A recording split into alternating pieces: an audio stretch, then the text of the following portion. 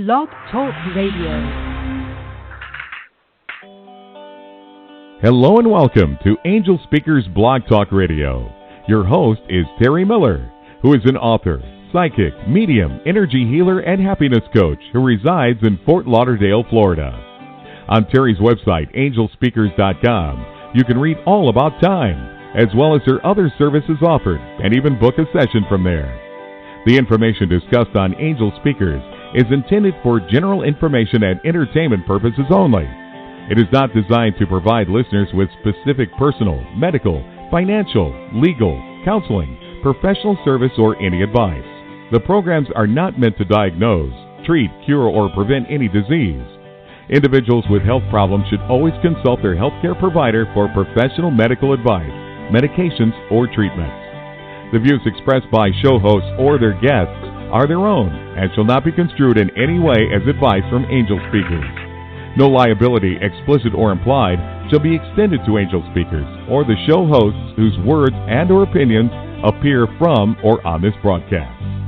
To connect by phone, dial 929-477-1899. If you have called in and want to participate by being on the air with our host, press the 1 on your phone. We encourage participation from the chat room as well. Now, here's your host and founder of Angel Speakers, Terry Miller.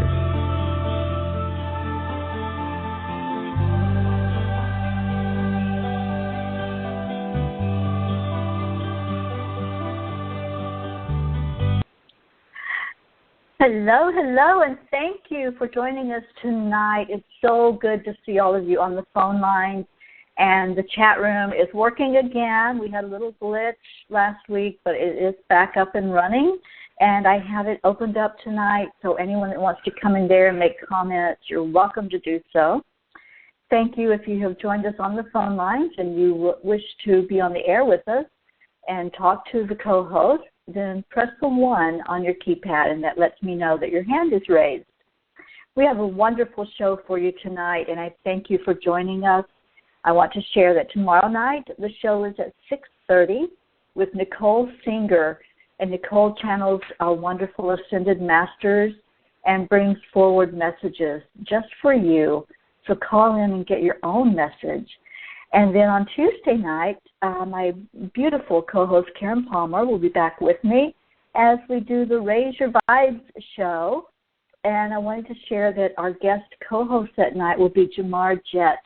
And Jamar has such a wonderful outlook on life. And half us ask, does it feel good to be you? And that's his song that we'll play on Tuesday night to help raise that vibration. Right now, I want to bring on one of my co-hosts, Karen Palmer. Karen is following her inner calling to help women, children, and animals end the suffering of abuse. She is a successful nonprofit business leader of Echo Angel Enterprises, self-worth and visibility coach, game designer, animal and angel communicator, Kundalini yoga and mindfulness meditation instructor. She has been known as the modern-day mystical Mr. Rogers and Dr. Seuss. She combines ancient wisdom, technology, music, and modern science to help make our world a more loving place. She is also an angelic marketing and social media strategist who helps dreamers, visionaries, change agents, and peacemakers find their voice and share their message and gifts globally. She uses hashtags for higher consciousness. She is the best-selling author of Global Kindness Going Viral. She is also co-founder of Global Peace United, which I was just on a little while ago, and I hope you'll listen to some of these wonderful, wonderful recordings that she has made and that she's sharing out for us to get to know some of these people that are working together for global peace. She believes in being a voice for the voiceless and helps many other nonprofit organizations and animal rescue. Karen, thank you so much for being with me on the show tonight. Welcome. I'm always so honored and grateful to be here and so humbled to just be able to be with all of our beautiful soul family here. I'm so grateful for what you've been able to create this safe space where we can just all gather. And I feel so cozy here. Thanks, everybody. Yes, we love to have a warm environment here, and everything is pure positive energy that comes through the airwaves on Angel Speakers. Yes, and speaking of pure positive energy, we also have an incredible friend here that is another co-host for us, Satya Kalra, who is popularly known for the Anandam lifestyle, Blissful living. She's a 15-time best-selling author, and I love her books. They are so inspiring. You know, she is absolutely an incredible author. She's a happiness and self-transformational coach, a spiritual guide, and an international speaker based in Danville, California. She's also the founder and president of a nonprofit organization called The Path to Anandam, Eternal Happiness Within. Welcome, Satya. Thank you very much for having me on your show. Can you hear me? This is your show. Hi, Satya. This is your show, Satya. We're learning from you. We had such a wonderful response from your last week's show. So many people really loved getting off of the island of if. Yes. Yes, absolutely. So namaste to you. Namaste to you. To our audience. So I bow down to divinity within you. The divine light in me honors the divine light in you. Namaste. Namaste. Beautiful. And as we had last week, that we have been talking about the blissful living Anandam. And I briefly will just summarize our last week in 5 minutes or so the people or the audience which are coming first time, they kind of jump on with our thought process. And what we talked about last week, as Karen and Terry, you asked me, what is Anandam? Because Anandam is not a very familiar word to the Western world, though it is the Asian word, Sanskrit word, which is the ultimate happiness. Ultimate happiness means blissful state, which has no opposite word. Like happiness, the opposite word has a sorrow, miseries. But Anandam, joy, blissful, do not have the opposite word. So the Anandam is the ultimate eternal happiness, which we own it. It is in every cell of our body. That is our true nature. However, it has get clouded, or I would say due to many situations or our growing up or our information in our subconscious mind, whatever we want to call it, but that Anandam has been kind of clouded. Like a sunlight, sun is covered with the clouds and the light does not shine through. Our eternal happiness, Anandam, does not come through our personalities. We do not feel happy, joyful all the time because there are many things surrounding ourselves, like sometimes we are worried, we are concerned about many things, what people have said, what people are thinking about us, or maybe we have some physical situations, some emotional, some could be anything, or maybe some fear, some resentment, some stress. Whatever the reasons are, we do not feel our true being, Anandam. So how could we feel and tap into that Anandam, which is our birthright, which is in every gene, every nucleotide, every DNA of our body has it. But somehow it is dormant and we do not experience it all the time. We do experience it when we are sitting in the meditation and we are having those beautiful golden light within us, that love, peace, Anandam within us is cultivating, or we are in this kind of show sitting together, the people like, all the like-minded people like us are sitting together, talking about the peace and happiness. We feel happy. We feel joy. We feel Anandam. And our wish is that if we could continue to feel it all the time, and in other words, the external factors do not snatch our eternal happiness. So we covered, last time we talked about how to overcome these external illusions of unhappiness. And you did say that there was a 7-step process that you were going to share with us this week. Yes.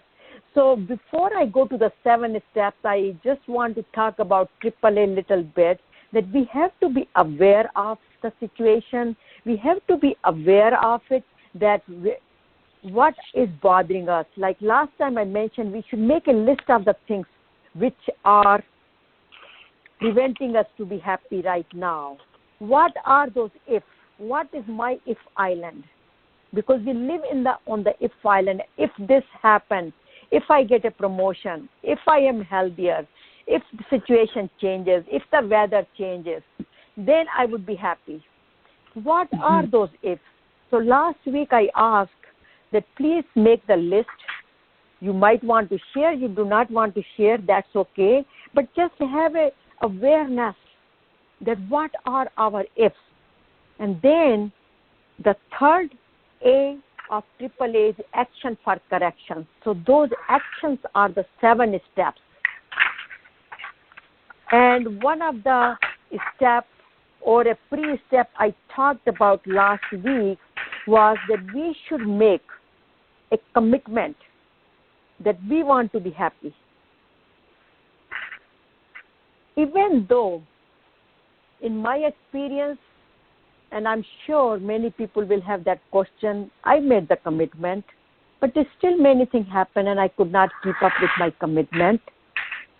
And the reason we cannot keep commitment, because there is a certain things in our subconscious mind. And I want to just take few minutes of talking about our mind. What are the principles of self-transformation? Because being a self-transformation coach and a spiritual guide, this is a very big one about the mind. I don't want to call it like a controlling the mind, but restraining the mind. But how could we restrain our mind? Because mind is very notorious. It's like a monkey mind. It goes everywhere. How could I restrain my mind or strain my mind? So the mind has the 3 parts. What you and I are talking about right now, that is the function of the conscious mind. But once this information goes into the storage of the mind, that is the subconscious mind. Like example, if I'm learning the driving, I'm paying so much attention.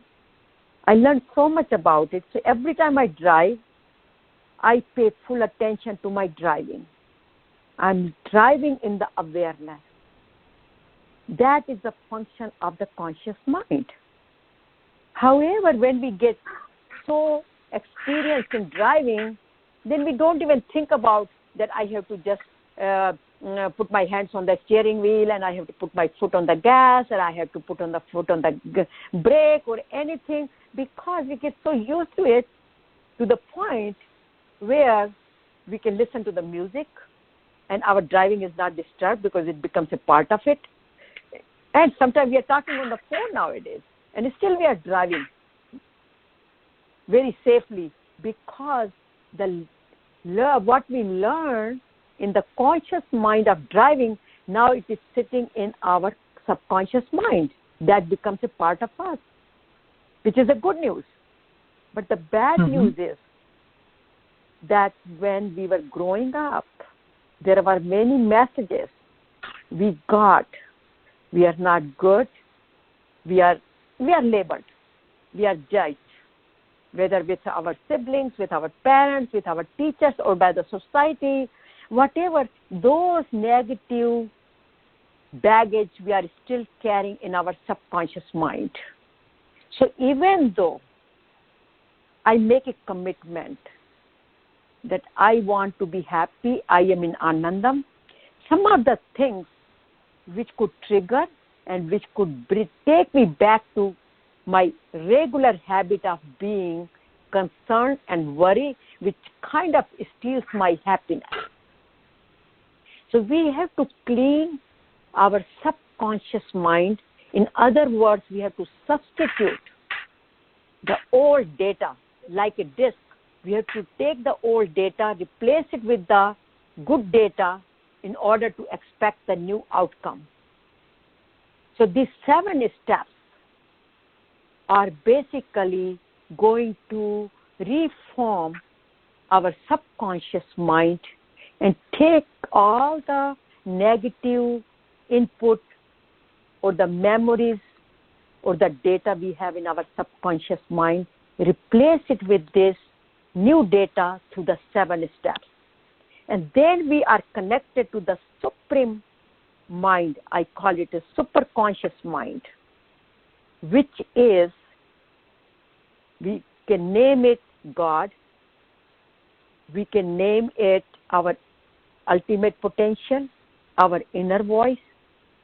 It has universal consciousness, whatever we want to name it, it's just different vocabulary.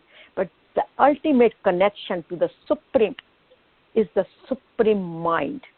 So how we connect our supreme mind through these 7 steps? So as I mentioned before, that very first thing I do, or I recommend, to make a commitment that from now on, I am going to be happy. Once we make that commitment, the universe lines up all the people around you, all the things around you, all the programs around you, which will help you to fulfill your commitment of being happy.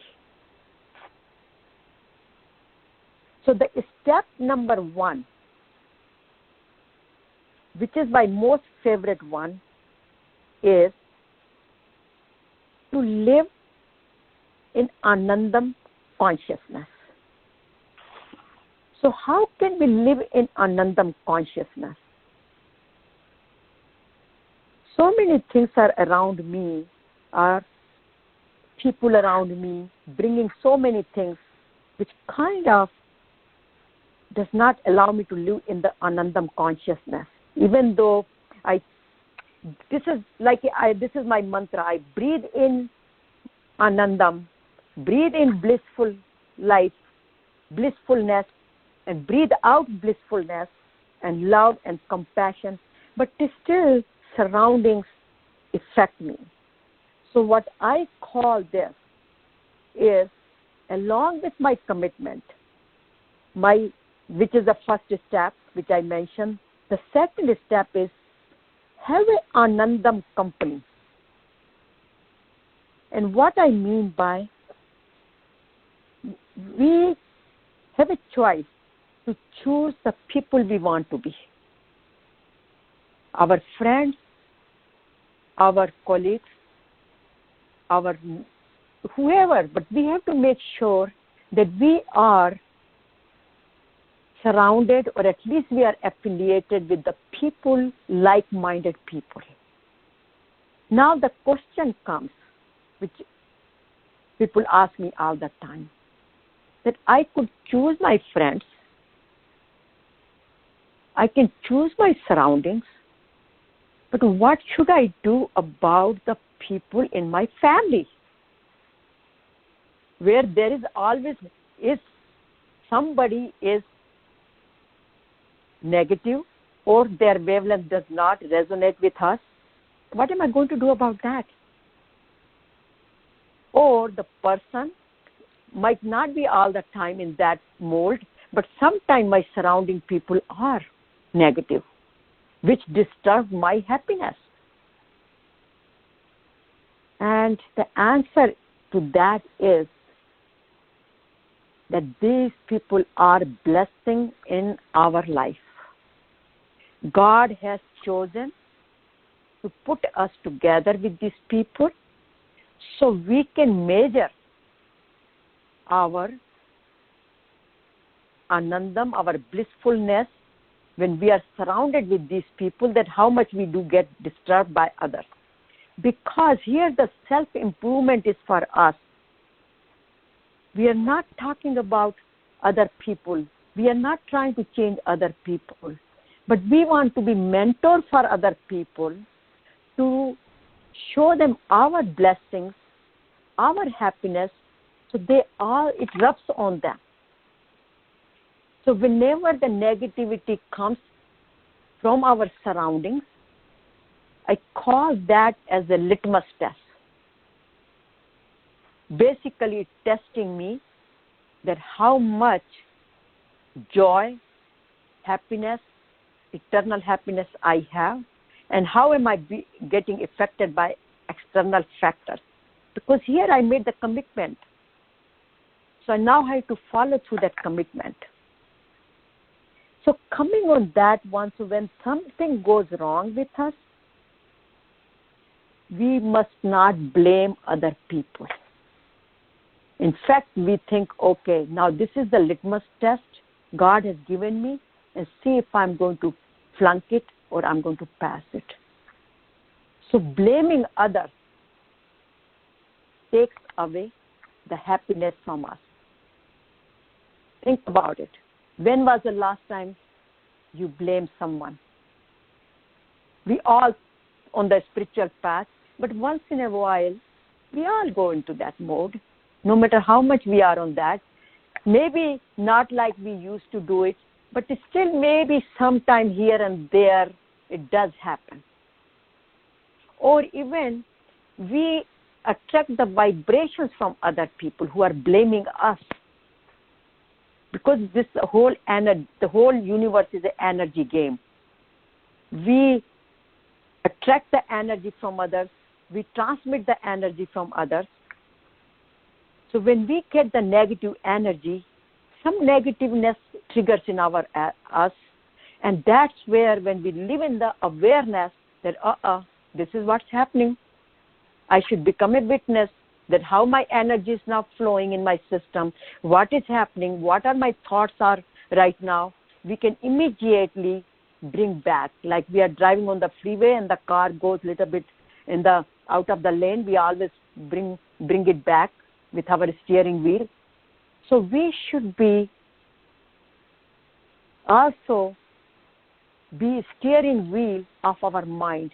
And every time our mind gets on the sidetrack, we should bring it back. So now, talking about the company, but company is not just the people. Companies are the books, the type of the books we read. And I always recommend that we should always have some kind of a positive quotation or affirmations in the morning for ourselves, or read some scriptures or some good books, which motivational books. And same time, when we watch the TV program, there are so much going on in the TV and the media and the social media. We should be very selective. The things which bring us peace, love, and happiness, we should be watching those kind of programs rather than the soap operas. And there are so many things. I don't have to name them on the air here, but you know what I'm talking about. And the other company I call is a very big one, is food. The type of food we eat, our system, our thinking, our circulation in our blood, the energy we produce, the food has a lot of impact on it. I'm a vegetarian, and it's people's choice, whatever they like to eat. But I am a very big promoter of eating the food which is coming from with the positive energy, and not coming by slaughtering and by killing and having the negative energy. And I always give examples that how I became vegetarian. That when I saw the people doing the fishing on the side of the bank of the rivers or the oceans, and when they catch the fish, and I saw the fish, how the fish was suffering for the life. And I say, oh my God, what a stress she is going through it. And now her body, every cell of her body is filled with that stress, which we call it protein. And I'm going to eat that stress. And in two real stories, in one of the time I went to one of the restaurants, and it was a new restaurant, Chinese restaurant, and they had more than 100 items in the buffet, and it was so highly recommended to me. So I walked in during the lunch time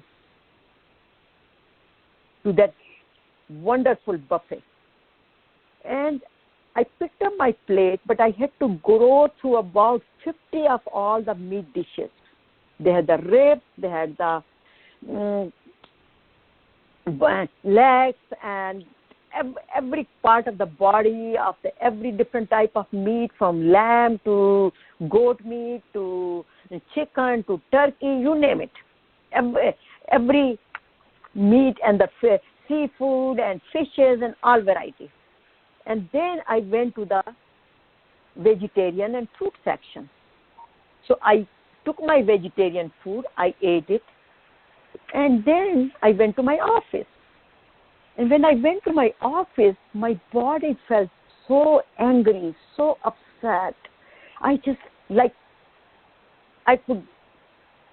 so angry that I didn't want to be around to anybody, because I might expel my anger on somebody else. I couldn't just stay in my office. I finally had to come home, went on my treadmill for 2 hours that day, got enough endorphins released, drank so much water. It took me 4 hours to bring my body normal, or I wouldn't say normal, but at least to the point where I was not feeling that negative. So I don't know, I picked up that negativity from that much meat dishes around that, or whatever the reason was, or maybe when the cook was cooking and the people in the kitchen are very emotional people there, because when the people who cook the food, they also transmit their vibrations in the food. And that's why I always recommend that whenever you cook the food, we should cook with the mantras. We should just recite the mantras in our. It do not have to be loud, but just quietly. Or we can just put some nice music, calming music, or some mantras in the kitchen, and just have that tape going on or something. So those vibrations get into the food, and we pray. That's why when we eat, before eating, putting the food in our mouth, always pray. So whatever the negativity is in the food, or the people, when that food, sometimes we go and eat at certain places, and the people who might have earned the money some not proper way, those improper earnings also have a negative vibrations. So we all eat those or bring those negative vibrations in our body through this negative eating this food. So I am very big on how to prepare the food, where to buy the food, and when we eat, then what kind of conversation we should have around on our dining table, like pleasant. Sometimes people just, nowadays you sit there and everybody is having the cell phone in their hands. And I have a rule in my house that when we are sitting, having a dinner, everybody puts their cell phones on the desk and they do not bring it on the dining table unless there is an emergency, which many times, very seldom it happens, but that's okay. So people feel comfortable, but not checking their emails and Facebooks and social media and things like that. And also when we are talking about what kind of people we should have or what kind of friends we should have, so as I said, we should have the company of noble people. We should have the mentors in our life. At the same time, we should be mentor to other people as well. So when somebody needs help, we should provide the help only if we have experience in that arena. Otherwise, our advice might not be appropriate for them. So we all love to give the advice to people. But we must be very careful about doing that. Unless I have experience, I'm in parenting, I can give some advice, but not expect people to follow. Just tell them this is what my experience is, but please, I do not know all of your circumstances. Use it as it fits you. And where I learned this is from Bhagavad Gita, our scripture, where Lord Krishna takes his disciple Arjuna to the whole series of teachings. And at the end, he asked Arjuna, did you understand what I spoke about? Here was my advice, but you do as it comfortable to you, as it resonates with you. But this was my advice. Do as you feel. You are free to act upon this advice, whatever feels comfortable to you. So that is the step number 2. The step number 3 is going back to live in Anandam consciousness. And what is that? How can we live in Anandam consciousness? What does it mean? Sometimes people think they can live in Anandam, in blissful, in peaceful life only when they can do meditation, or they can go on mountains, or they can go in the ashrams, or they kind of live on the secluded area, or they go on vacations or somewhere, and then they will be in peace and they can enjoy their life. But we all have experienced that also. That even sometimes we take time off and we go on vacation or go on certain places, but if something is bothering us, we carry that burden because everything is in our mind. So wherever we go, our mind will be going with us. So our body is connected to our mind. So wherever this body goes, the mind will be there. So if the mind has some concerns, no matter wherever we go, We might get a little bit break here and there, like when we watch movie for 2 hours or so, we totally forget about certain things and we are totally obsessed with that movie. That's fine. We do get some break, but we still are carrying those miseries with us.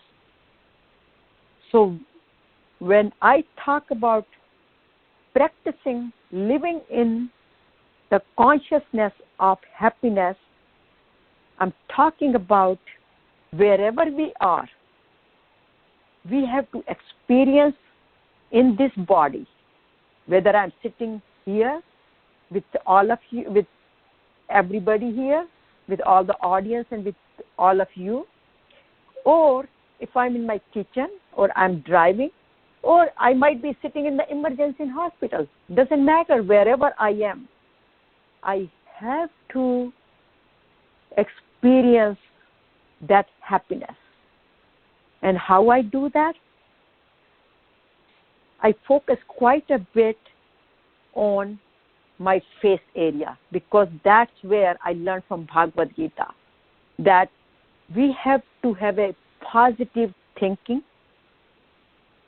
Dale Carnegie, when I took the course of Dale Carnegie, the one thing I loved it, he always said, count your blessings. Have the positive thoughts.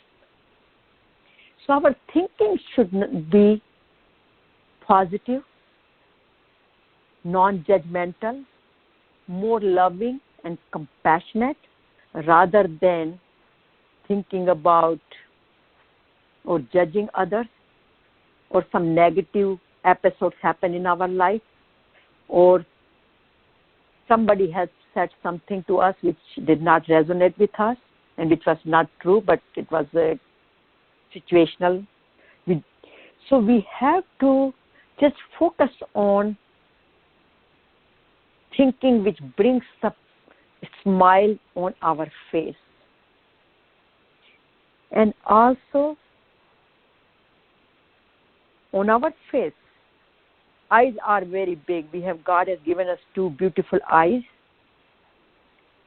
And what we do with these eyes, we usually see the external world, which is good.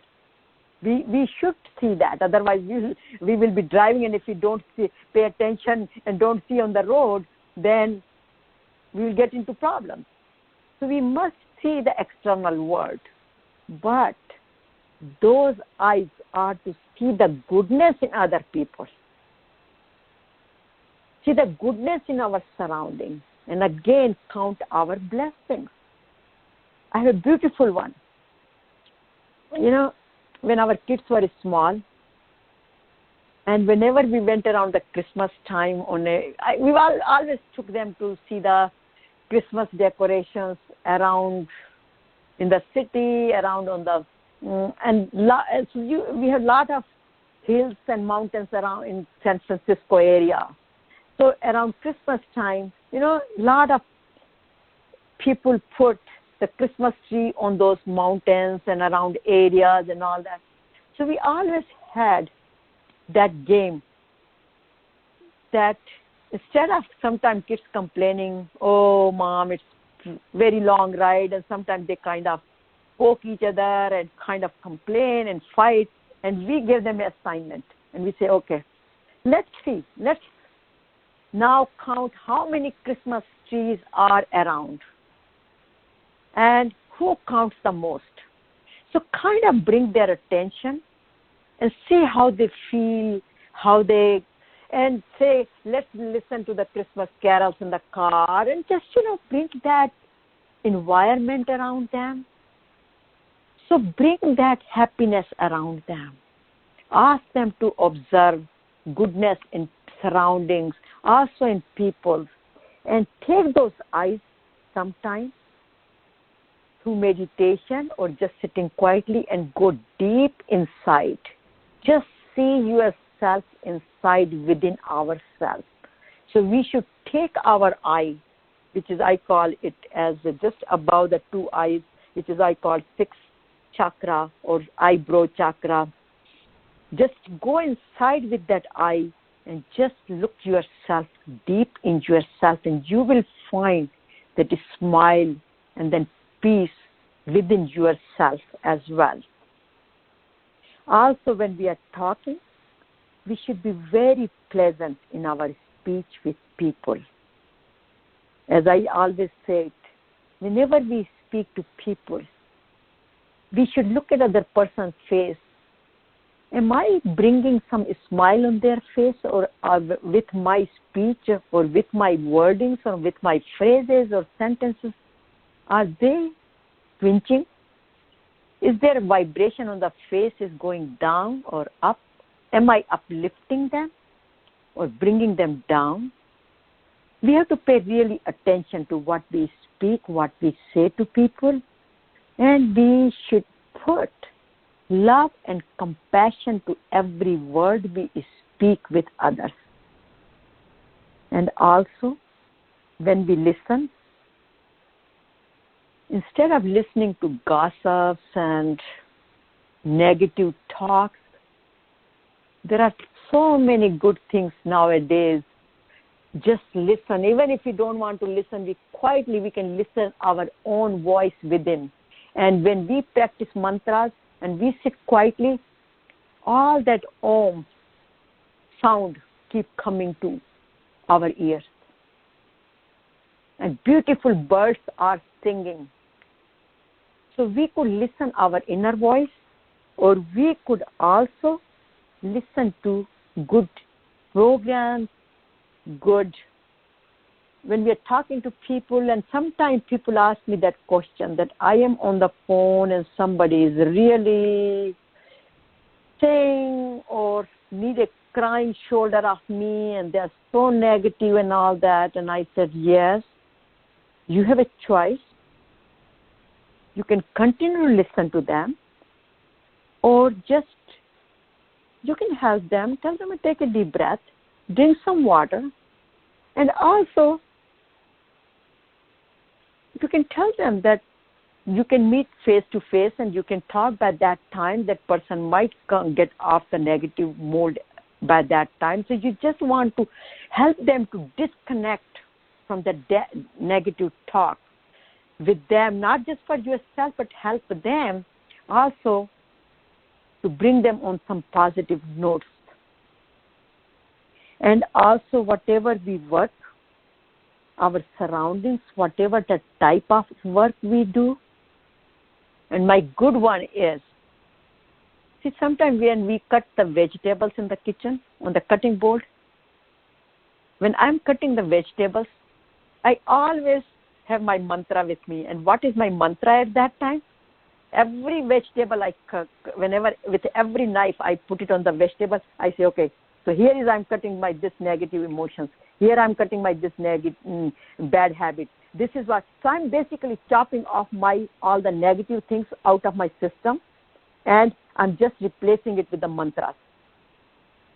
And also when I go to sleep, my other favorite thing is, when we go to sleep, we should just have some calm music, some mantras. Maybe we recite Om mantra, which is very simple, easy to do. Or just have affirmations for ourselves. So the point I am making with this step 3 is that spirituality, practicing the spirituality or practicing living in the consciousness of Anandam is a simple, easy, practical approach and practices which we do it all the time. We are breathing. So when I'm breathing, I just breathe in Om, Anandam, joy, blissful life. So with every breath, I am breathing the blissfulness. And I am breathing anyhow. So why not have something good to breathe with it? I am thinking anyhow. My mind is always going to think because it's a function of the mind and it should be thinking. But when it is thinking, then I could direct it to the proper thinking. And I'm not going out of my way to do anything extra. I'm not spending any extra time. I don't need any extra. Like people say many times, I don't have extra time to live in consciousness or practice goodness or practice spirituality. Spirituality is in our system. It is in our body. It is in our mind. It is in our spirit. It is in our breath. It is in our life force. We just have to live in that. So when I'm speaking, instead of speaking harshly with others, why not I speak sweetly with people? When I am looking at people, why don't I look at it with a smile? I don't have to do anything extra. When I am working, if I put my love and compassion in everything I do, I am enjoying my work. So whatever I am passionate about it, with love and compassion, my work becomes so enjoyable. I'm driving, but if I'm driving with good mood, with loving compassion, I'm looking at people, waving them, and I'm kind of showing them fingers with the peace sign and something, make fun out of it. So it doesn't become a boring.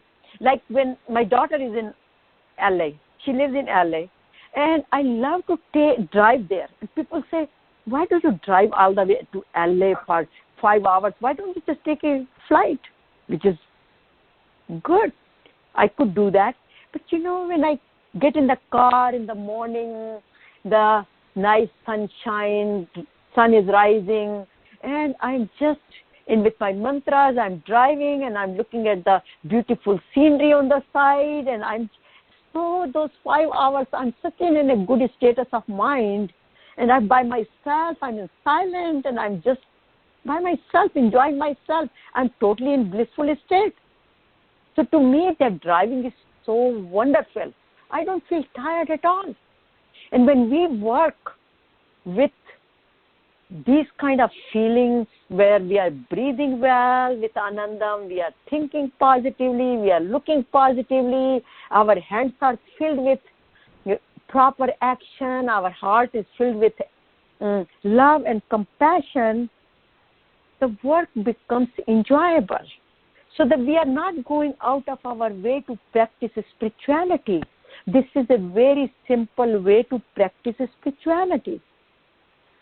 So basically, I have 5 monkeys, which I cannot show you here, but I can show you some other time on my webinar or on my Periscope or some other way of my workshop where I have these 5 monkeys.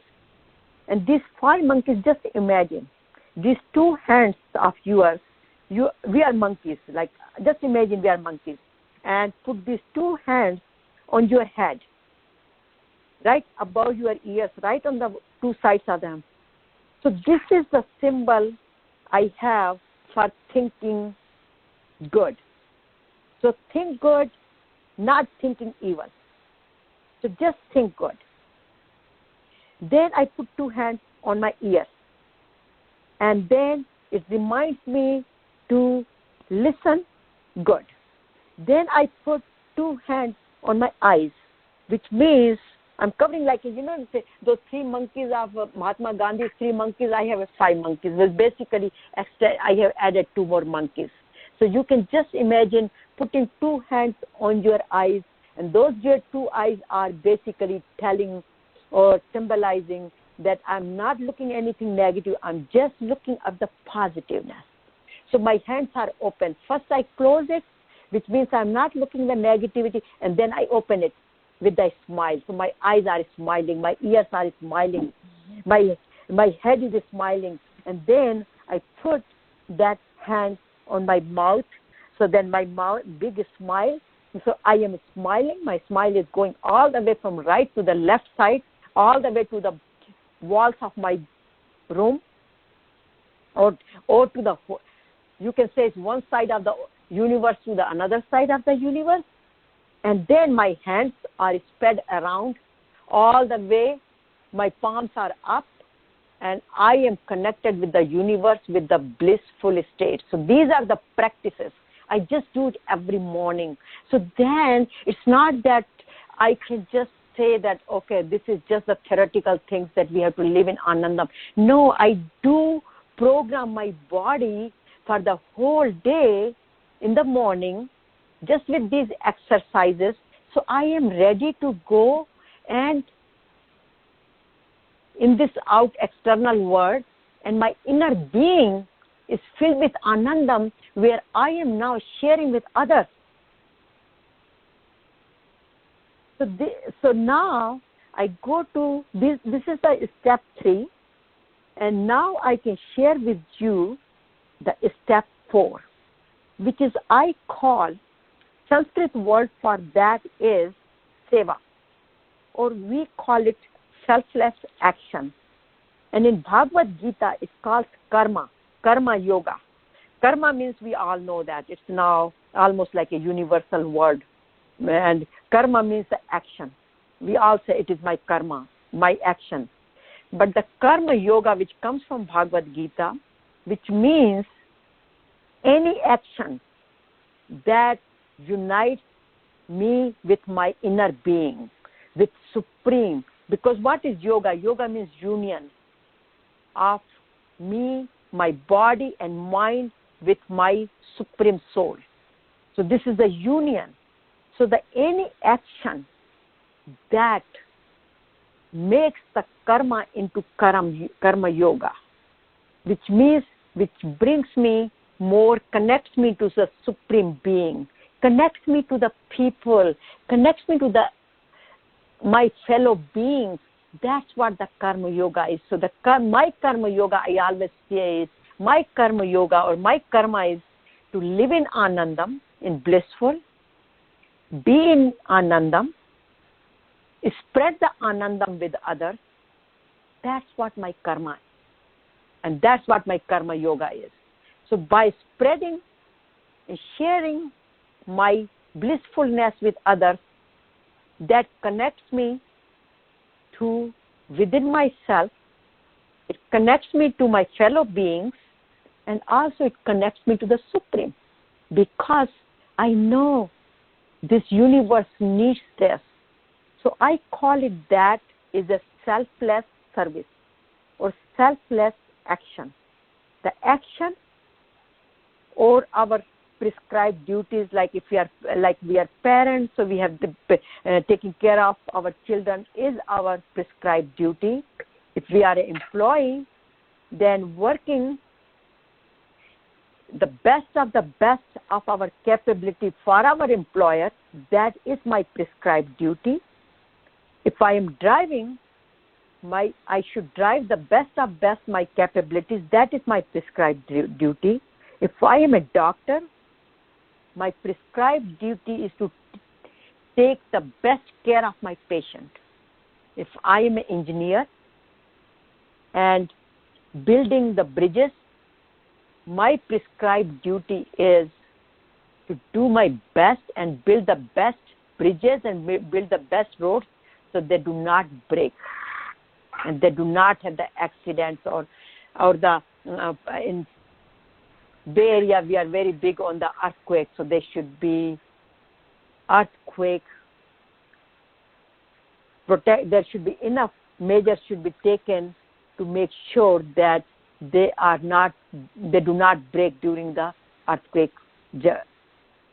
So whatever area of our life is, even a housewife, she has a responsibility bigger than anybody else, taking care of the house, taking care of children, taking care of her society, her surroundings. That is her prescribed duty. So whatever mission, purpose we are given, we are all brought on this earth for some purpose, some mission. We all have some defined purposes, like doctor has the different purpose in life. We have a different purpose. Engineer has a different purpose. The student has a different prescribed purpose or duty. But we all have a one universal purpose of our life. God has sent us here to make this universe a beautiful place filled with love and compassion and peace for all of us. And so we should contribute whatever way we can through our selfless service. For example, like once a month, if not more, at least we should do some volunteer work. We should do actually more, where we do not expect anything in return, because the return is going to come to us. My biggest reward is when people smile. People ask me, what is your biggest reward when you give counseling? And many times people cannot afford it, and so we just offer many free services. And people say, how do you support your organization? You do so much free work for the society. Even my books are for the social causes. We just donate. We donate our resources. And people say, how do you support it? I say, what do you mean by I support it? I'm not the one. Who am I to support it? Almighty is supporting it. So there are ways we are going to get it. We are going to get it one way or other. And we are living in a real world, so we do need money. Don't take me wrong that we do not need money to live. Do need money to live. We do need, but we still offer, if not all the 5 days, at least few hours a week, we can offer some free services. We can go to some shelter. We can cook some food. We can take some food to homeless people. Like my principle is, when I go and stay in the ashrams, I try to pay extra for one person over there who cannot afford. So I tell the ashram people, this is the extra money. So when somebody walks in and that person cannot afford, please take this money and I'm paying for that person. So this is whatever way. It's not just the money part. We can just simple selfless services to help somebody to just cross the road, hold somebody's hand, elderly person's hand, or just make a phone call if somebody is sick. That's also a service. Whatever way we can do our service, but we must practice some kind of selfless service and do some kind of selfless action for others, where people feel helped. So my favorite one is, comes from Satya Sai Baba. He says, love all, serve all, forever, hurt never. And that is my mantra. I just like living that mantra. Yeah. That help ever, hurt never, love all, serve all.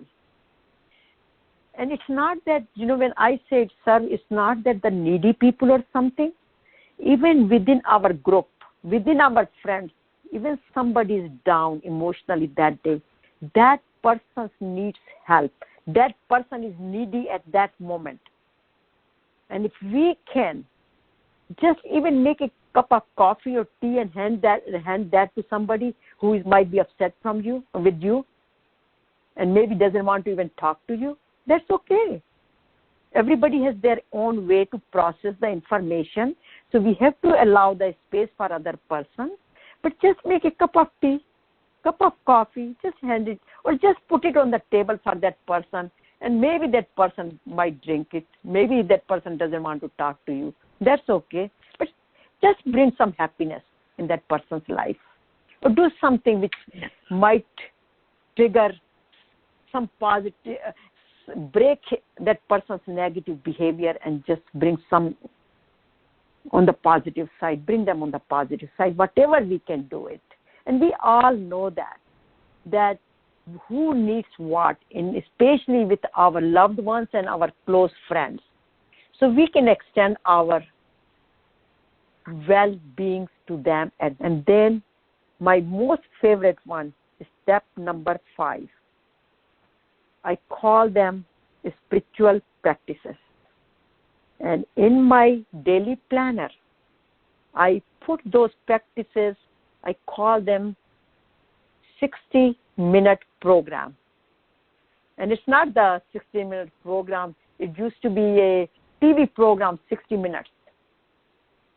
It's Walter Cronkite's favorite program. I don't know you remember Walter Cronkite or not. Yes, I do. But it was, you remember it. Yeah, so it was a 60 Minutes every Sunday.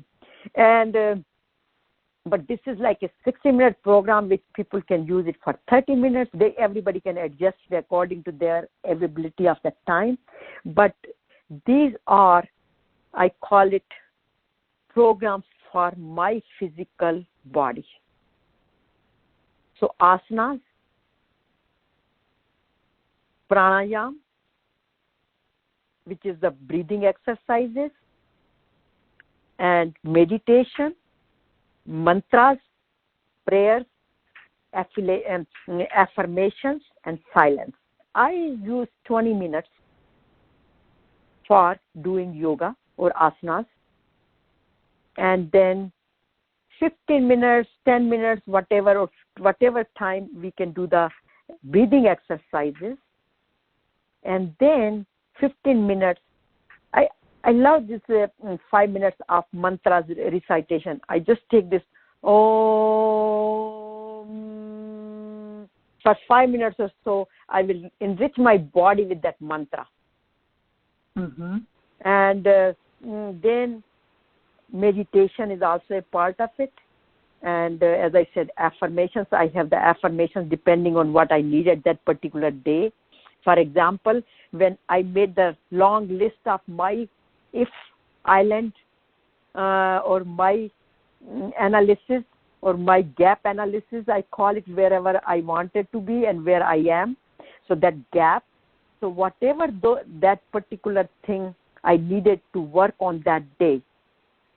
And one of the thing was, like, I enjoy the food, but I was not a regular eater. I would eat whenever I feel like. And I'm not like sit down and eat. That's what I used to be. And I would eat not a very balanced food. Whatever my tongue required, I just ate that. But now I have developed the habit. In the morning, I know how many calories I'm going to eat today. So I take that much food out of refrigerator or from my counter and just put it 1 or 2 plates. So that much vegetables, that much fruit, that much bread, whatever. That much protein, that much carbohydrate. So I kind of, plan my day, my food whole day. So then I take small portions of that, whatever I feel like during the day. But that is like my meal of the day. So eating the balanced food is very, very important for me. So I had a habit of not having it. It took me about 21 days. And that's why I put it in my planner. And so take one thing, whatever it is. So I had to develop that habit. In other words, I had to really work on my subconscious mind to remove the old habit of eating whatever I was eating, bring this new habit of eating. And so it took me about, I would say, 21 days. That's what the research says, that it takes 21 days to change our habits. So I have a daily planner, like I call it Master Mind Planner or Master Action Planner. And it's a 30-day planner. So one item of the day, I take it and I practice it for the whole day. It might require next day or the following day, whatever, even if it takes 30 days, doesn't matter.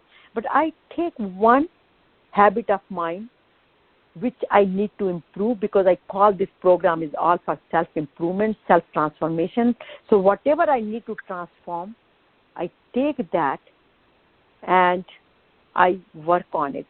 Because just by thinking about it, even though thinking about it and giving the messages to my subconscious mind and all that, I do that through my meditation and all that, which helps to transform my subconscious mind.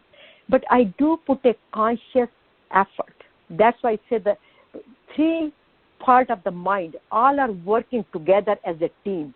Conscious mind, I am putting my conscious effort, like I am working, taking my food out in the morning. I'm taking, also doing this exercise of 5 monkeys and also doing the spiritual practices. This is all I am doing it. But at the same time, when I sit and do the meditation, I reassure myself that, which is with the affirmations, and we will do the meditation at the end, which we will do it during the meditation. But basically, I give these messages to my subconscious mind, because subconscious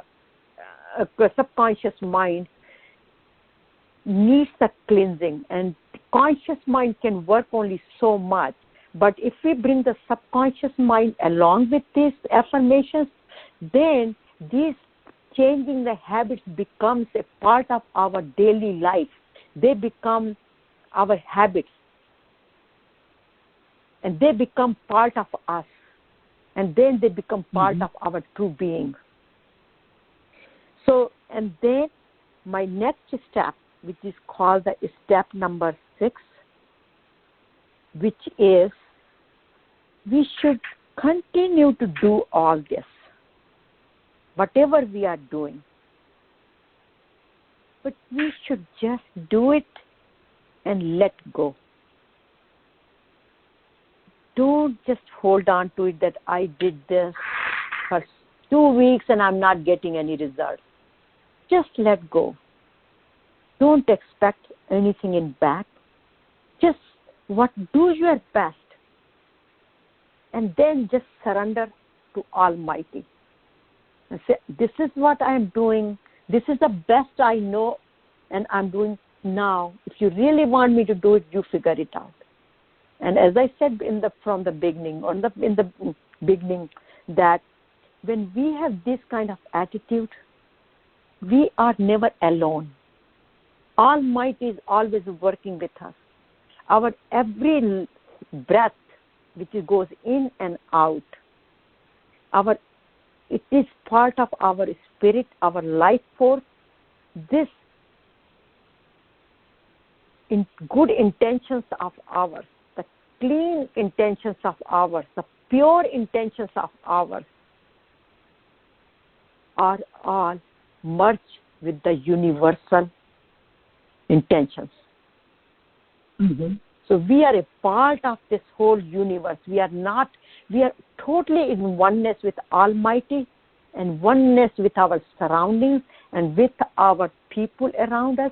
We are totally in oneness, and we feel like that we are living in a one universe, and we are not separated from each other. We feel that energy. Like I am feeling this energy, even though you are on the other part of you are in Florida, and Carol is in other part of California. I am here in San Francisco, and the audience are in different part of the world and places. I'm feeling all the energy right here, sitting in my office. Right. And you are feeling there too. So that's why we just let go. Let Almighty take care of it. Don't hold on to it. And if it doesn't happen, we don't have to pound ourselves. I wish I had done this. I have made a mistake. I had done it. No, I did my best, whatever I knew the best at that time. We all make mistakes. Or I don't call them that mistakes. I think we all do our actions according to the divine play, which we label it as a mistake. But this is all a universal play. It's all divine play. We are getting guided by Him, Supreme Power. Only thing we have to do, or the only prerequisite is, we must be connected with that Supreme Power. When we are connected, Supreme Power is operating through this, our body. We have to make sure our ego is not playing, because we also have an ego in us. And we think the Almighty is giving these messages, but sometimes our ego is giving us these messages. And that becomes very confusing. So if we are connected with Almighty, then our ego automatically gets suppressed. And what I mean by not the good ego, because to me good ego is our self-esteem. That must be there. But the bad ego, like I am the one who is doing this, this is mine, this is yours, this is all the separation part, this ego, the false ego, or I call it false arrogancy. It separates us from other people. But we have to drop that rather than, it's putting it like an arrow up. We have to kind of put it in a horizontal rather than putting it in a vertical. Because when we say that the vertical I, we have to make it horizontal. And that horizontal I will make the bridge between us and between everything in this universe. And not just the living beings, with the plants, with the animals, with the trees, with the non-beings like all the trees and oceans and rivers and all this, we feel like we are all one. Even oceans and rivers and mountains, they are part of us. We are not even separate from them. And then my step number 7 is, even though we let go, we must have a faith in ourselves, and we must have a faith in the Supreme. That is a part of it. And we should also live in a very, very balanced life. If we keep the balance in our daily life or activities, our entire life will be balanced. Like I give an example of balancing, eating the balanced food. But it's not just limited to food. Then that's why that daily planner, it is so balanced. What we need to do in the morning, what we need to do to take care of ourselves, what we need to take care of the society, what we need to. So the whole morning to evening program is not just like a constraint or more structure, but it's kind of in our conscious mind that this is what we need to do. So I have to work that many hours, but at the same time I have to take a break as well. I have to take a rest. I have to have a time for meditation. I have to have a time for my family. So all these activities must be part of our daily life or weekly life or monthly life. And again, I refer that to Bhagavad Gita a lot, because in Bhagavad Gita there is such a beautiful verse Lord Krishna tells. He says, the people who do not have a balanced life, they cannot practice yoga. In other words, what is yoga? When we experience that eternal happiness, when our body and mind is connected with the supreme ultimate bliss, that is the ultimate yoga. We cannot experience ultimate yoga or ultimate blissfulness or anandam if our life is not balanced. If I am workaholic or alcoholic,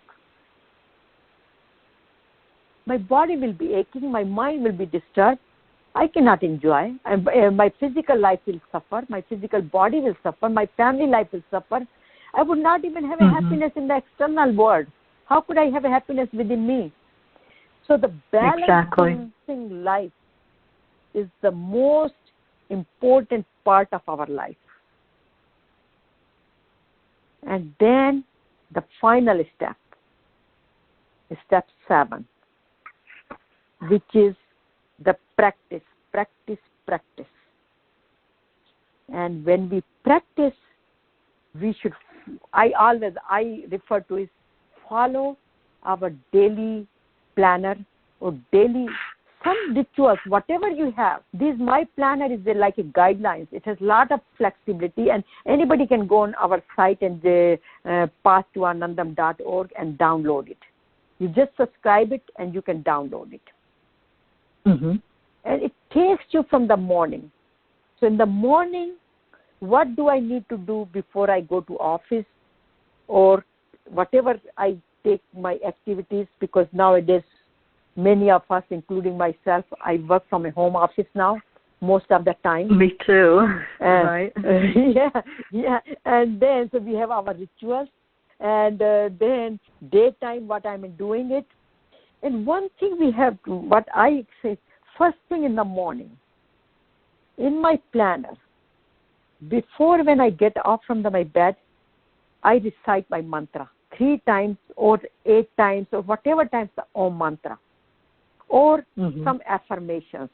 And why I do that, study shows there is so much research is done on this area that whatever we do first thing in the morning or first hour of our morning, rest of the day will follow. The next 3 hours are going to follow my first hour. So if I am in peaceful, in loving mood, in compassionate mood, in Anandam mood, my day will go so well. But if I am not in a good mood, imagine, and it happened to all of us. Sometimes we get a phone call, maybe from somebody. Now it's less because, we have a cell phones and we kind of screen the phones, but we still have on the landlines. And, sometimes some insurance companies, sometimes some people call, and sometimes calls could be real calls or some collection agency or some call which would not bring the happiness rest of the day. It disturbed my first hour of the morning. And the whole day, we wouldn't know why it happened, but whole day would not be very pleasant. So this way, first hour, if we can get control of our first hour in the morning and do the things which we really want to experience and feel and uplift ourselves. So I call these spiritual practices. What are spiritual practices? The practices which uplift us, which uplift our conscious level. Because many activities could bring our conscious level to the lower level. So we have to uplift ourselves from the lower level to the middle ground and then from middle level. So these are the activities which uplift us. And then during the day, as I said, practice those 5 monkeys. So whenever we speak good, think good, see good, hear good, do good, with love and compassion. And then in the evening, which is also a very important part, that we should kind of sit and evaluate our day. Because when this formation, every day I might not be able to do, I still sometimes slip from this eating habit which I explained. And it is going to happen. We are human beings. But what we need to do, we need to evaluate. Okay, fine. I did it yesterday. I did it, and I will do it tomorrow. And I did it morning, but afternoons, I went to the coffee shop and I liked that cake and I just ate that. Sometimes, that's okay. Once in a while we can do those things. We don't have to be so rigid about it and don't have to be in the torturing mood, but we should enjoy our life. But everything should be balanced. But in the evening, we should still evaluate it. And when we evaluate it, and if certain things we have slipped, instead of pounding ourselves, that, why did I do this? I did this thing bad. Or sometimes we kind of call ourselves, I made a mistake. I'm no good. All these things. No. I said, this is not what we do. Instead of giving the negative feedback to ourselves, we said, no, that's okay. I have been doing it and I did this and I'm still doing it. That's okay. I enjoyed today. I still pat myself on my back. So we should always respect ourselves.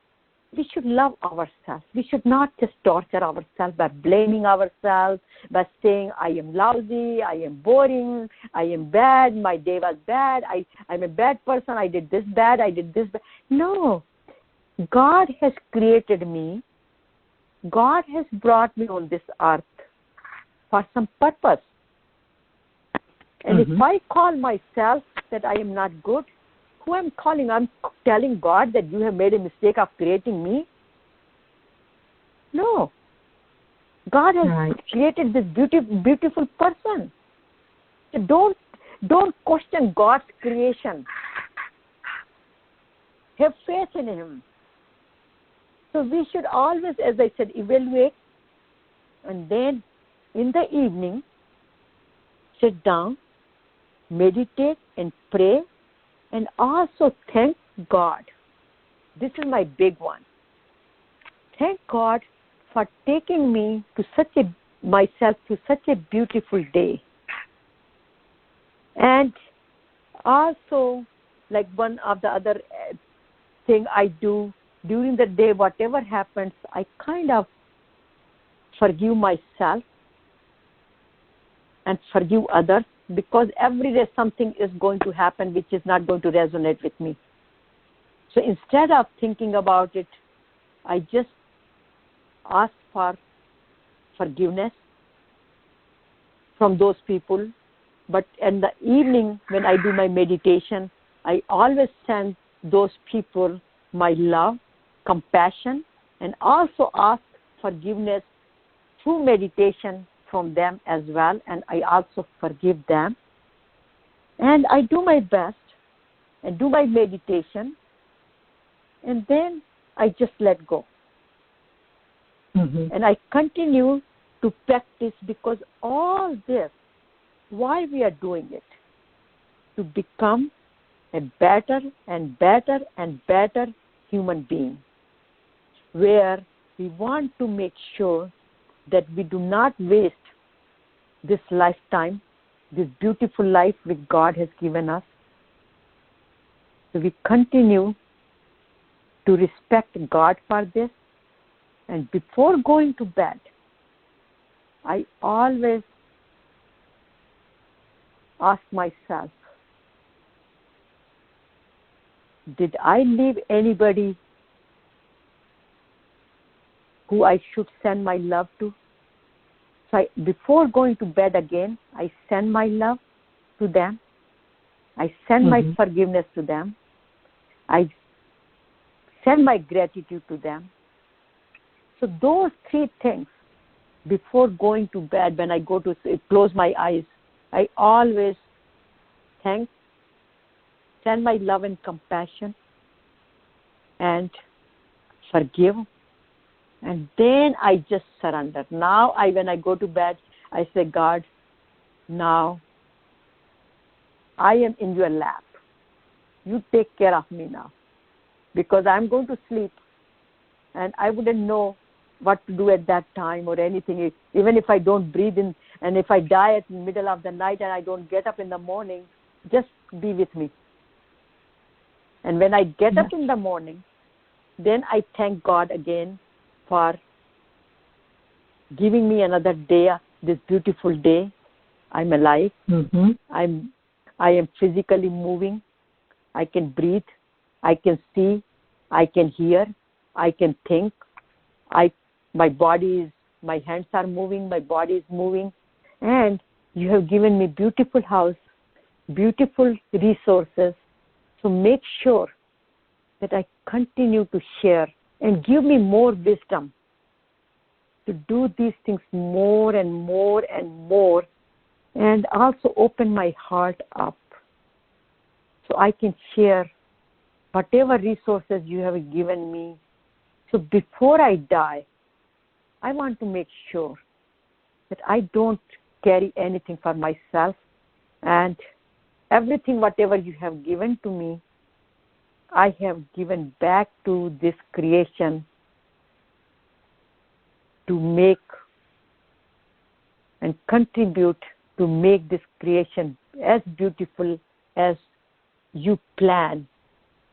We human beings, with our ego, with our heart, because when ego is hurt, we are hurt, and then we do all kind of things to disturb the nature, disturb other people's peace, even our own peace, and pollute this world. So please give this wisdom to me and every human being on this earth, so everybody can experience this Anandam, this blissful life and eternal So happiness beautiful. and love and peace within themselves and in their families and in their surroundings, wherever they are. That was so beautiful, Satya. Thank you. So if there are any questions. Yes. I certainly appreciate you being here. Now, we don't have anyone with their hands raised, but I know that this has touched so many hearts. And, these 7 steps are just amazing. And the last thing that you were talking about, gratitude. Gratitude changes everything. Everything. It has certainly changed my life entirely.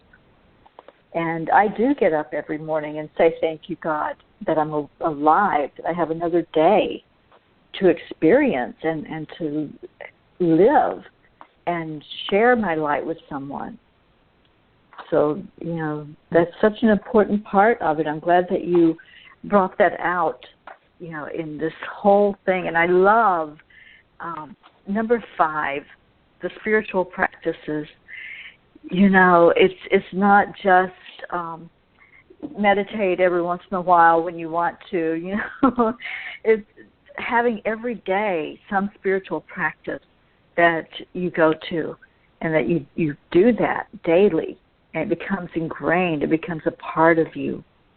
I love all of these. They were just absolutely beautiful, and thank you for taking the time to explain it all to us. No, I'm so glad that God put us together. Yes. God has a purpose to put us together. And I'm so glad that, it's less than 2 months, I think, we are together, or maybe about 2 months, that we met on 17th of November. Yes, in Salt Lake City. In Salt Lake City. And it is just 2 months. And, where we met, we had never thought about what we are doing now together. So this is all divine play. And I'm so thankful to you that extending this platform for us to come and speak to all of you and beautiful audience. And I have one beautiful poem from my book, which I would like to share. Sure, absolutely. Poem is that my true nature is Ananda, Satya Chit Ananda. Anger is not my true nature. Hatred is not my true nature. My true nature is Ananda. Resentment is not my true nature. Jealousy is not my true nature. Dejection is not my true nature. Ananda. Restless is not my true nature. My true nature is Sat Chit Ananda. Laziness is not my true nature. Sickness is not my true nature. My true nature is Sat Chit Ananda. I am not lazy. I am not stupid. I am Sat Chit Ananda. I am love. I am peace. I am Ananda. So from now on, do not call yourself, I am lazy, I am sick, I am boring, I am lifeless, or I am stupid. etc. Because you are none of these. You are Sat Chit Ananda. You are true Ananda.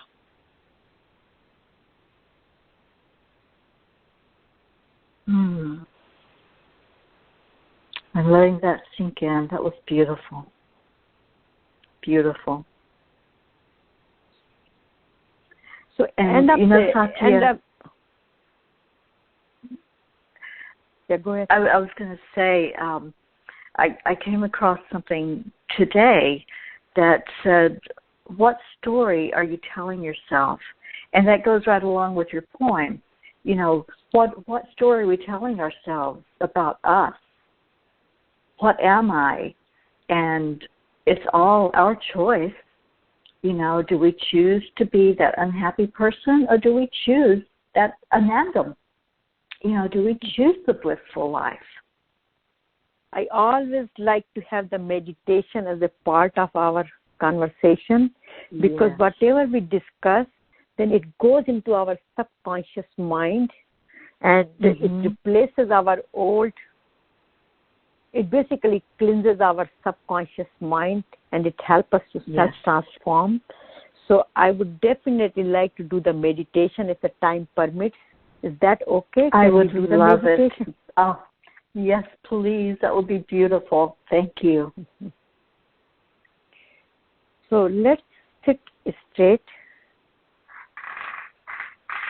comfortably on a chair or on the floor in a crossed legs or half lotus position, or any way you prefer. Make sure your back, spine, chest aligned.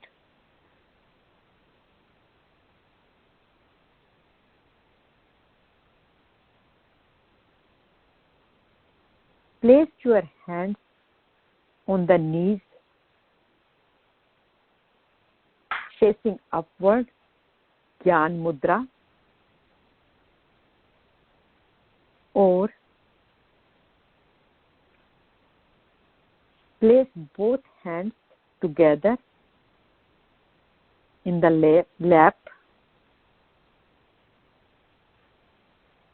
facing palms upward, called Anjali Mudra. Close your eyes gently, and also close your genital organs by squeezing the muscles, pulling them upward.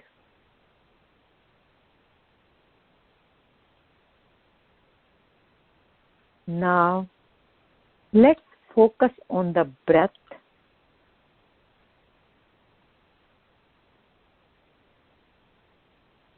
Three long and deep breaths. With each breath, slowly fill your stomach all the way down.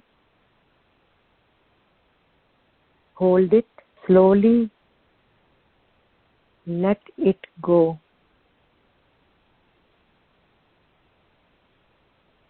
With each inhalation,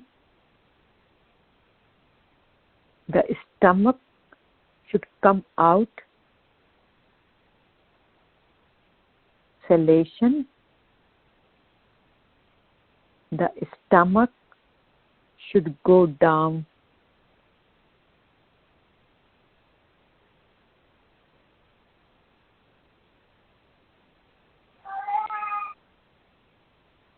Let's start and take a deep breath.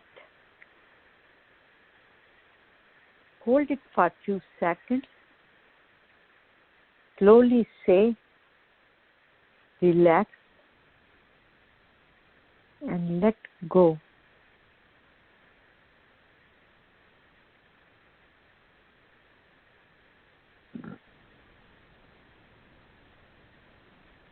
Just let go your stress and tension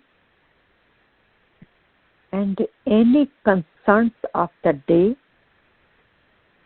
with each breath.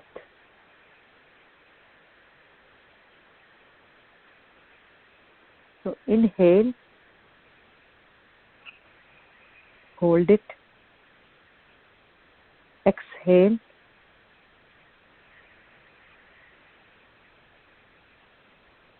inhale,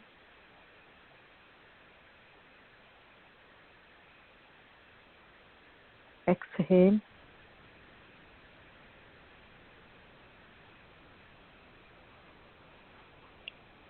inhale,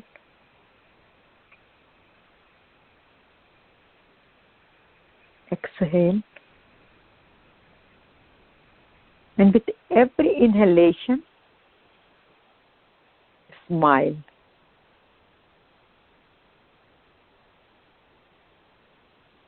Now breathe normally.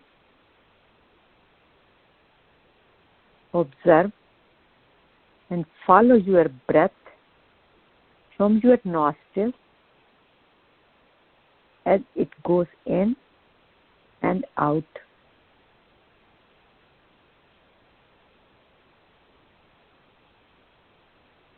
Observe the area of the ground or chair wherever you are sitting on. Feel your feet, your thighs are touching the ground.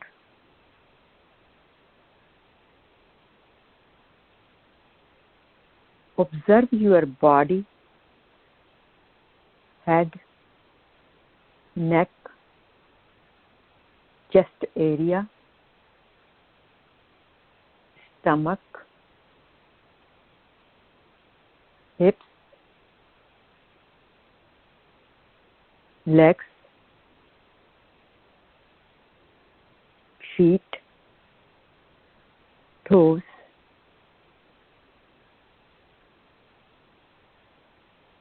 shoulders, arms, hands, fingers,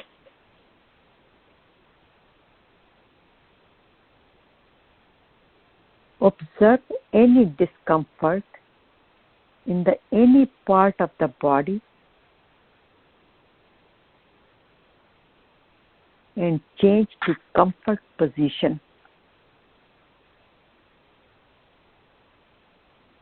Feel the comfort position.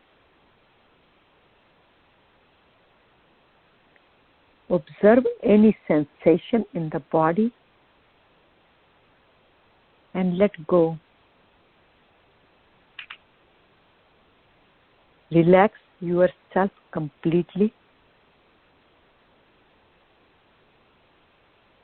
Feel and experience the calmness and blissfulness.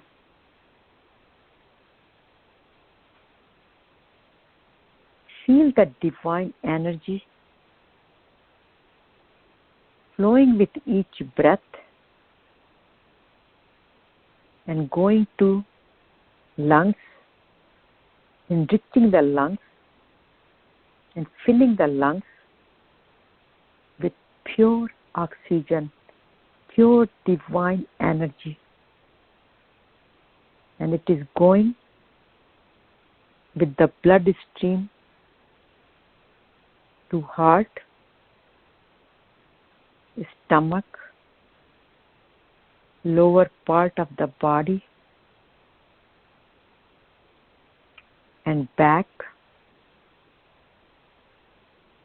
from toes to head gradually.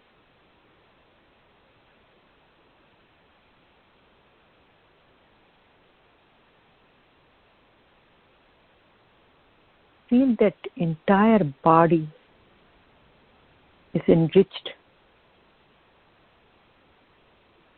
with pure Anandam energy, blissful energy.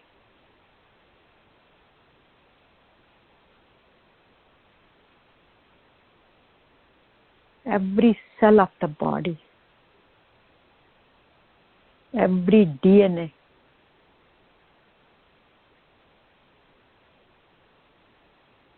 every genes,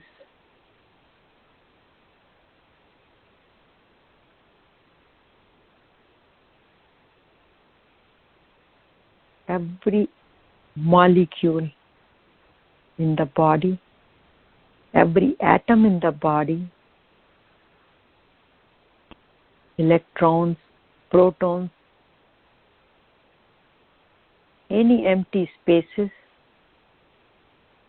all the mitochondria, all the 70 plus trillion cells in the body are enriched with blissful Anandamai Shakti, the pure energy which is healing the entire body. All the toxins are being dissolved and replaced with endorphins.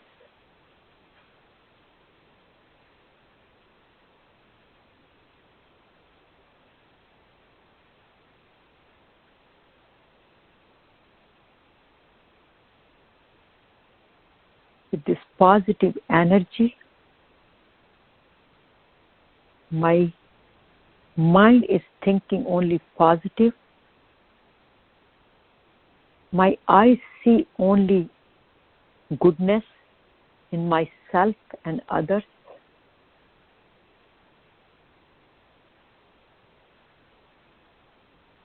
My ears are listening and hearing only positive conversation and talks and affirmations.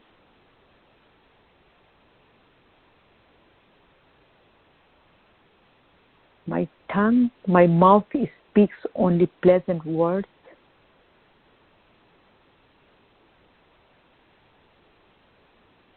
My hands are doing selfless service, all the good and righteous work.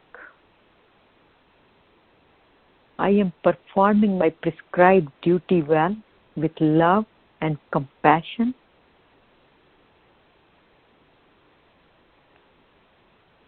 I know the purpose of my life to live in Anandam, blissful life.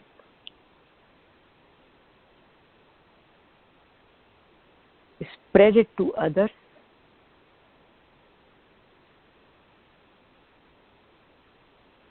Spread my love and compassion to others.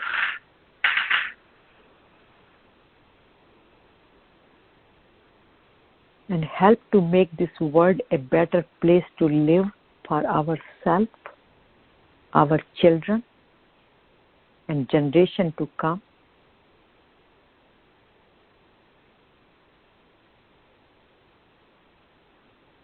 I sleep well.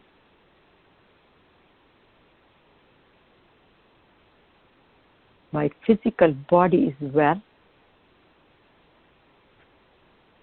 My heart is filled with love.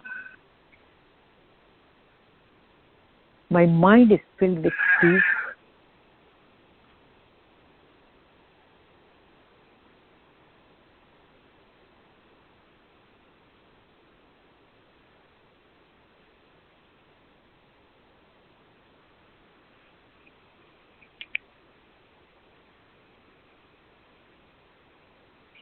I am love. I am peace. I am Ananda. Everyone is love. Everyone is peace and everyone is Ananda.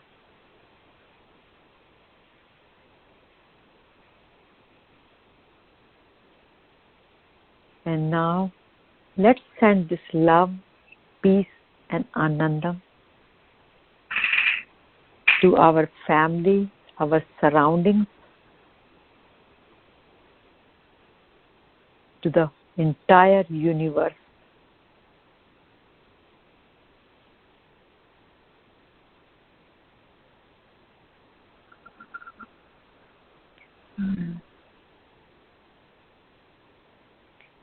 Om Shanti Shanti Shanti. Om peace, peace, peace, peace for my body, peace for my mind, and peace for the universe.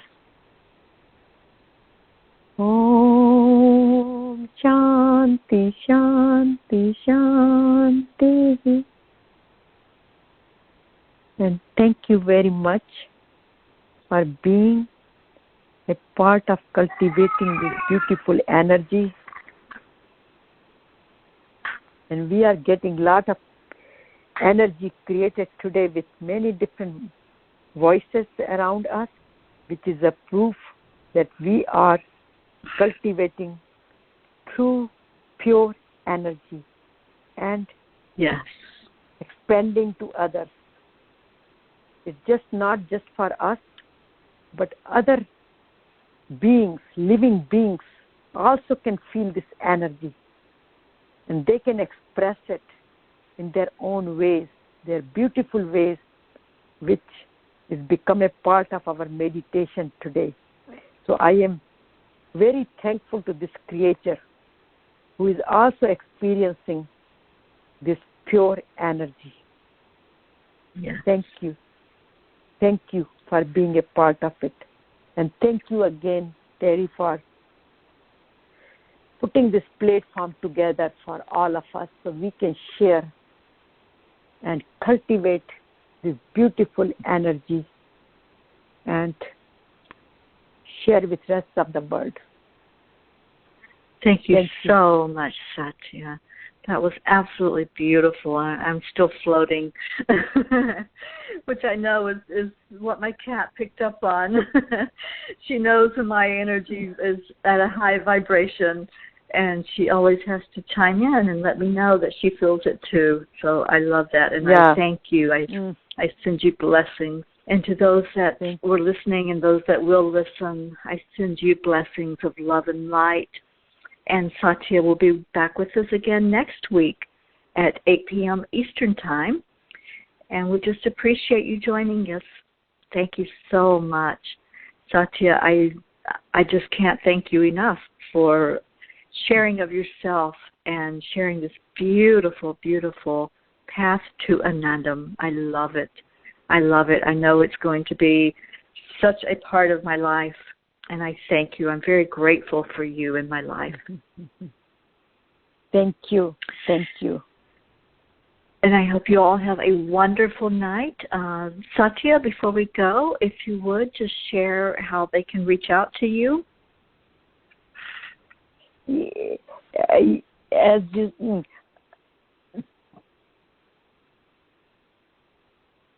Yes.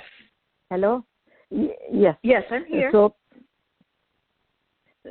So we can, I can be reached at pathtoanandam.org, or I have abbreviation for that. It is P as a Peter, T as a Tom, A as an Apple, US.org. And Beautiful. as I mentioned, that they can download our daily planner from our site.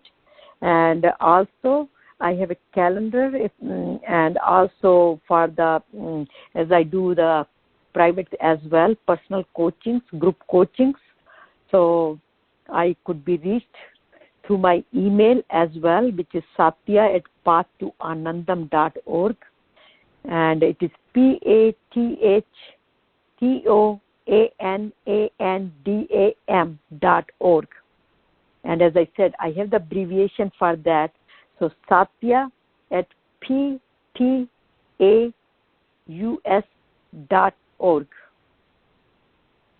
Wonderful. So I encourage our listeners to get in touch with you. Yes. And my books are available on Amazon. My CD is also available at Amazon. All of my 15 books are available at Amazon as well. And all the proceeds come from our books. They go to philanthropic causes. Yes. So that's so beautiful. And our organization is a non-profit organization. So all that is also tax deductible.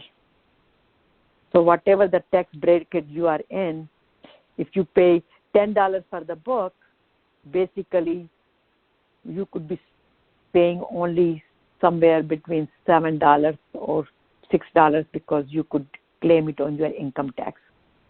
And any classes, any courses, all these services we offer, they're also as a donation, so you can deduct it from your taxes also. So that is so beautiful. Thank you, Satya. Thank you. Yes, I encourage our listeners to get in touch with Satya and give her some feedback. If you liked what you heard, get in touch with her. Find out more about this beautiful path to Anandam and all that she has to offer, the books that she has written that are so beautiful. Thank you all for joining us. And I will be back on the air tomorrow night at 6:30 with Nicole Singer. And Satya will join us again next Thursday for more of the Path to Anandam, Blissful Living Now. Thank you, my friend. I love you. And I hope you have a beautiful week. Thank you. Good night, everyone. Good night, everyone.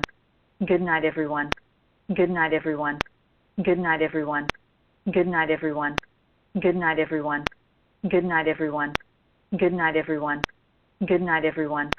Good night, everyone.